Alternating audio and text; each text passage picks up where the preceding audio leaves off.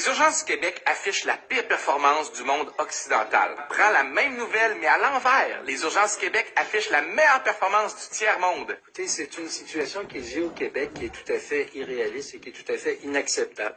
C'est choquant, c'est révoltant que de voir qu'au Québec, dans un pays évolué, dans un coin du monde où c'est moderne, où c'est évolué, les gens meurent dans les urgences, c'est tout à fait inacceptable. On sait qu'au Québec, dans les urgences, ça a toujours été une difficulté, l'attente dans les 48 heures. Comment désengorger les urgences bondées et surtout trouver des lits pour les patients âgés? Faire un coup d'œil, Michel, au taux d'occupation actuellement dans la région de Montréal. Moyenne d'à peu près 140-138 %. Donc, il y a des cas extrêmes. Aujourd'hui, l'hôpital Santa Cabrini, 232 %. L'hôpital qu'on va visiter ce soir ensemble, l'hôpital Notre-Dame, 149 %. Et ça va comme ça, là, tout l'hiver, ça oscille dans les moyennes de 140-150 % de taux d'occupation, ce qui est élevé. Si vous étiez avec nous hier, vous avez vu, puis on vous apprenait pas, donc, la nouvelle, les urgences débordent. On vous faisait vivre des moments, et surtout un urgentologue qui nous expliquait à quel point c'est difficile de changer les choses, d'améliorer les choses dans les urgences. Attention à 6 heures, s'il vous plaît. 10 heures ce matin, le taux d'occupation de l'urgence de l'Institut dépasse les 140 % et il n'est pas rare de le voir atteindre 300 %. Les infirmières de l'hôpital du Surroi lancent un véritable appel à l'aide. L'urgence est sursaturée. On parle en fait d'un taux d'occupation de 300 %. Le personnel exténué a peur de commettre, vous allez voir, des erreurs. Si vous allez à l'urgence d'un hôpital, vous vous attendez à y passer 16 ou 17 heures en moyenne, et parfois même plus. Les urgences de l'hôpital Sainte-Justine, l'hôpital Montréal pour enfants débordent en ce moment. La majorité des enfants donc qui s'y présentent actuellement souffrent de différents symptômes grippaux, bénins, gastro-entérites également, de la fièvre. Jusqu'à présent, on semblait avoir été épargné au Québec par le virus de la grippe, mais pour les enfants, c'est tout autre. On vous parlait hier de la situation problématique de l'urgence de l'hôpital de Saint-Eustache. Mélanie, ce n'est malheureusement pas le seul établissement à devoir composer avec une urgence qui déborde. Si le taux d'occupation des urgences de Montréal est assez stable en ce moment, Pierre, je vous dirais que sur la rive nord de Montréal, il y a une tendance particulière. Si ça débordait moins à Saint-Eustache aujourd'hui, c'était le cas à Pierre-le-Gardeur. Et il y a quelque temps, c'était à la Cité de la Santé de Laval.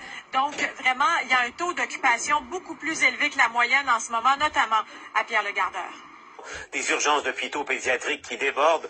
On constate que la saison de la grippe frappe fort en ce moment, en pleine période des fêtes.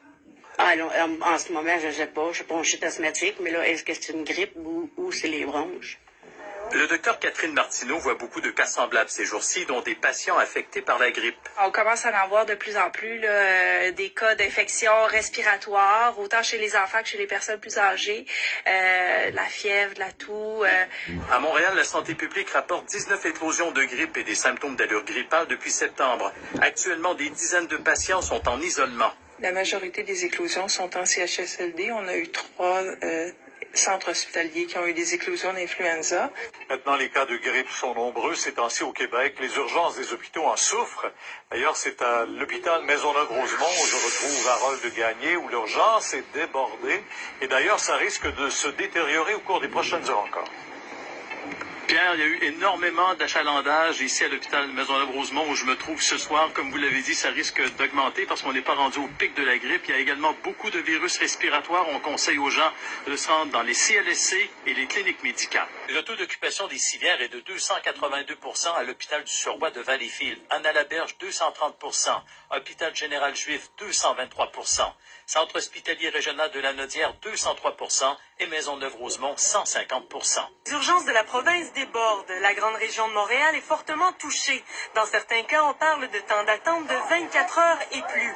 Le Parti québécois dévoile que le taux d'occupation des civières dépasse les 100 %. Hier matin, quand on regardait, il y avait 43 hôpitaux qui débordaient leurs 100 % d'attente de civières qu'ils avaient disponibles. À Saint-Hyacinthe, le taux frôle les 200 % avec 192 %, 158 pour l'hôpital de Montréal pour enfants, 153 à Terrebonne, 151 pour l'hôpital Pierre-Boucher à Longueuil et 131 % à l'hôpital régional de Saint-Jérôme. Ça fait 11 heures que j'étais en attente depuis 4h30 le matin. De la patience, il en faut. Les urgences de la province débordent. Le constat est particulièrement frappant à Montréal. Ça dépasse les 200% dans au moins 2 hôpitaux. À Québec aussi, le taux d'occupation des civières frôle le 200%. À Saint-François-d'Assise, à l'Hôtel-Dieu et à l'Enfant-Jésus. En Estrie, c'est l'hôpital Fleurimont qui est le plus achalandé. En Mauricie, au centre hospitalier régional de Trois-Rivières, 142%. Et où ça déborde le plus, c'est dans la Naudière et en Montérégie. Les urgences devraient être encore sous pression pendant quelques semaines. Le pic de la grippe arrive en janvier, selon les spécialistes. Une fois encore, les urgences font le plein. La grippe continue de monopoliser les services hospitaliers et cette année, c'est bien pire que l'an passé. Dans les 4 dernières semaines, on oscille entre 1800 et 2000 cas par semaine. Donc presque le double de la plus grosse semaine de l'an dernier. Depuis octobre dernier, ces grippes n'ont cessé de gagner du terrain partout au Canada. Même propagation aux États-Unis.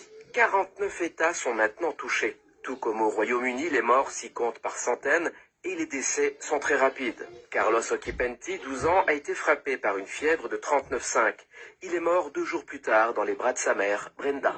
La souche la plus virulente cette année, donc le H3N2, c'est la même souche que la grippe de Hong Kong qui avait tué en 1968 1 million de personnes. Et chaque fois que cette souche refait son apparition, la force du vaccin contre la grippe est plutôt faible. Cette année, son efficacité en moyenne ne serait que de 30% seulement. Les campagnes de vaccination sont malgré tout prises d'assaut, car selon les autorités sanitaires, cela reste le meilleur rempart contre les autres souches de grippe en général, pour les plus vulnérables. L'information paraît incroyable. Ça fait du bien d'avoir une donnée là-dessus.